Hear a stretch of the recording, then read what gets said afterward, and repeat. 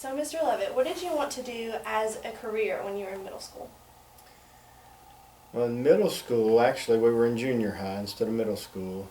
We went 7th through 9th grade at South Marshall Junior High at the time. I wasn't for sure what I wanted to do. I think early in my junior high career, I probably wanted to play basketball in the NBA, but obviously there's not too many opportunities for 6-foot guys that can't run or can't jump. So I started off at Murray State University majoring in engineering physics. So after the first semester, I changed my major to math and a minor in physics. Okay. So that's where I got my start. What did you want to do as a career when you were in middle school? Well, when I was in middle school, the thing I most wanted to do was to be a farmer. But you've got to understand, in the late 70s, early 80s, the way the economy went, that dream went away pretty quick. So I can't always say that my first thought was to go into education, but both of my parents were educators, and so it kind of was a natural fit. What did you want to do as a career when you were in middle school? Well, we didn't have middle school back in my day, honey. I'm a fossil, okay? We had elementary school and then right into South Marshall High School. And when I was in 7th and 8th grade, you know, I thought that I would like to be a coach because I enjoyed sports. And I knew I was going to go to college, but you know, I was leaning more toward being a teacher or a coach. Okay. Did you like school? I did, a lot. I like parts of school. I didn't mind it. I liked the teachers. I liked going. Some subjects I found challenging, and I would have just as soon been able to do without those, but on the whole, I think I enjoyed school. Did you particularly enjoy school? I really enjoyed school. Really liked math. Math was Yeah. One of my favorite subjects, probably my favorite subject. Maybe English was my least favorite subject. I enjoyed history and I enjoyed science, but math was my favorite. Math always stuck out. Did you ever feel like any of your teachers were mean to you or that they were hard on you? Yeah, I had a few mean teachers, mostly in the lower grades. I wouldn't say I had mean teachers. I had one really mean teacher. And she would probably not exist today, but she'd probably bankrupt the school board with lawsuits. But most of my teachers, you know, were pretty nice. But I had one or two that weren't. Did you ever feel like your teachers were mean or strict? No, I mean, they were strict, okay, but not mean. And I think I got paddled by almost every one of them. Corporal punishment was prevailed back in those days. And Mr. Condor was very free with his paddle. He was our principal, later on our superintendent of schools. Was there a subject that you thought was a waste of time that you now feel was necessary for you to do the job good? Absolutely. I wound up in a typing class, which, see, we didn't have computers. And when I was in junior high and high school, our computers just started to show up when I was a senior in high school, and they were so primitive that it doesn't even resemble what we have today. And I had a typing class when I was in high school on electric typewriters, and I thought that was the biggest waste of my time that ever was. And then when computers came along, that turned out to be really something that has been invaluable to me, because it speeds you up so much in your ability to get things done. So that was the one that I had that I took like medicine every day when I went in there, but it really did turn out to be a good thing for me. Was there a subject you thought was a waste of time that you now feel was necessary for you to have the career that you have? I really can't say that in middle school. I think, no, I think just math, English, science, those things carried on all the way through college and even to medical school. I never cared for math very much, and I always had to struggle with math. Mr. Parks, who was one of my middle school math teachers, though, has ended up being one of the people I have the most respect for because of his interest in the subject and the way that he approached it. And it's amazing how many different ways that math interact with what you do on a daily basis, and not necessarily having to work out formulas, but percentages, adding, subtracting, trying to figure out things. It is a very useful subject. And as a parent, frankly, I wish I'd paid more attention in the math classes because I would have been able to help the kids do their math homework. But as it was, after about second grade, they were on their own. Are there any school subjects that have been essential for the success that you've had in your career?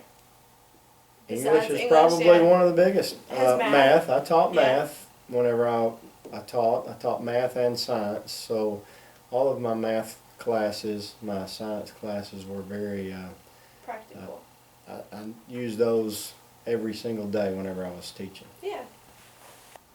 Did you ever feel like the other kids considered you a nerd? Good Lord, no. Did you ever feel like other kids considered you a nerd, or that you cared too much about school or tried too hard? You first. Well, one thing that I found rather interesting is interest that I had with studies and political activity and stuff like that developed late in middle school and on into high school. A lot of the other students didn't have an interest in it, thought it was kind of strange initially that I was involved. But by the senior year in high school, all of a sudden other people started taking an interest in it. And so I think everybody develops at a different pace, and takes some people a little longer to catch up. And folks now, 40 or 30 years later, it's interesting to see how people that maybe we didn't have much in common when we were in the 7th or 8th grade are now some very good friends of mine and people in the community who are very involved in what goes on. But if you went back to the 7th grade, you would not have thought that that was going to be the case. So life has an interesting way of twisting and turning, and you never know what's going to develop. Mature. I think one of the most frustrating remembrances of middle school was I did want to do well, and sometimes I felt like, especially if we were doing group projects, that other kids weren't pulling their weight. You know, they were like, "Oh, let me just see your answers," and that's frustrating because I just felt like they weren't carrying what they should be doing. Were your parents demanding? Did they push you to succeed? Very demanding. Very demanding. Been very strong disciplinarians. It's a different time than it was now, and it was a great incentive not to misbehave at school because there'd be consequences when you got home. Did you stay out of trouble? No. In fact, I stayed in trouble quite a bit. Not being ornery, but just doing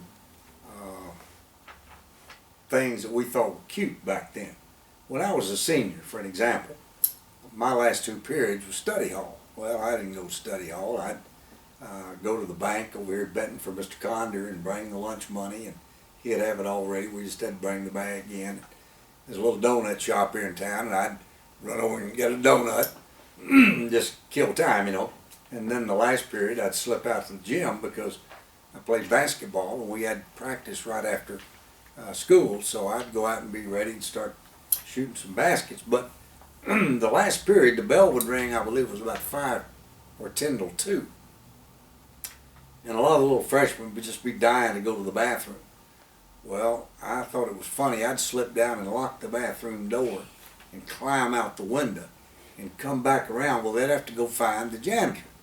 Well, one time I was chucked into myself going out the window, and something went boom, boom. There stood Mr. Condor with a paddle, and he beat me all the way around the school, back down the hall to his office. And, you know, stuff like that. I mean, you know. What are some challenging aspects that you deal with in your career? Well, in the position that I'm in now, and even whenever I was a principal, there's something different every single day. You Right. never know what's going to be awaiting you when you get to work that day. You could have plans, you could have your day planned out, and then especially as a principal, you come in and some incident has taken place and you can put everything else on the back burner because you have to deal with that first. So not knowing from day to day, and that's what makes the job intriguing, is you never know what to expect every day. What are some challenging aspects of your position career? Well,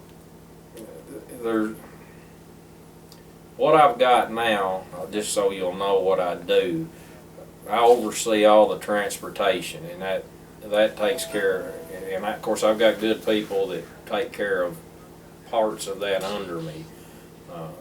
We maintain the bus fleet, which is every bus gets inspected every month.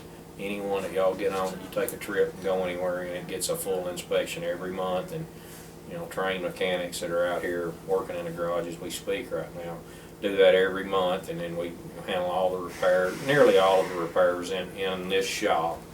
And we do all the routing and do all the scheduling for all the buses out of this office. And that's a fairly large chore in and of itself. But this office also does, I also oversee the facilities maintenance and custodial supply. The facility side sometimes can get to be real challenging. You have a day that all the school, nothing goes bad, everything works fine, and then the next day the phone rings off the wall. So I guess one of the bigger challenges here is the volume of it, because it's not a predictable thing.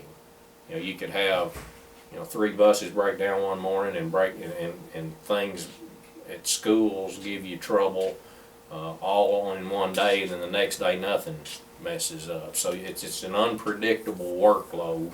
It's a big workload any day, but it can get overwhelming just due to the unpredictability of it. There are a lot of things happening, and you never know what that's going to be or when it's coming. So, what are the most rewarding aspects of your career?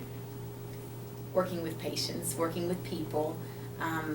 Since I did like school and really did like learning, medicine, you never stop learning, because they say that every 5 years that everything you've learned is outdated. So you have to learn and keep up.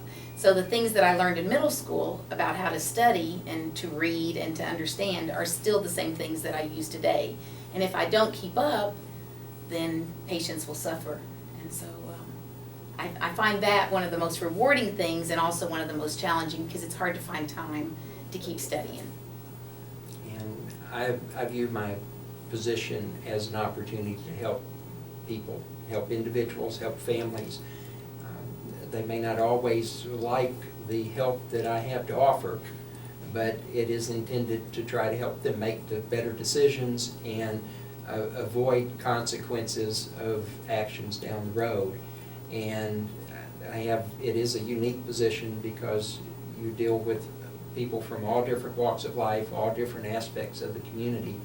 And it is, as I say, a great way to try to reach out and help folks. And it is very rewarding. It doesn't happen very often, but maybe at Walmart, be at a restaurant, and somebody will come up and say, "Well, I'm glad you put me in jail. It made me turn my life around." Or that we send folks to the Adult Learning Center to work on getting a GED or improving their educational skills. And those are things that make a difference in people's lives. And so we try to make good things come out of a bad situation or a time in their life when things were not going good. And that's an opportunity that you have as a judge to try to get folks' attention and work with them and push them in a better direction. Was it difficult to obtain the position you now hold? What sacrifices did you have to make? Say that question again. Was it difficult to obtain the position you now hold, and did you have to make any sacrifices? Very difficult. It's an elected position. One I now hold is an elected position, 24 counties, which means you got to campaign 24 counties. You got to raise a lot of money, a lot of sacrifice for your family, and it's pretty tough job.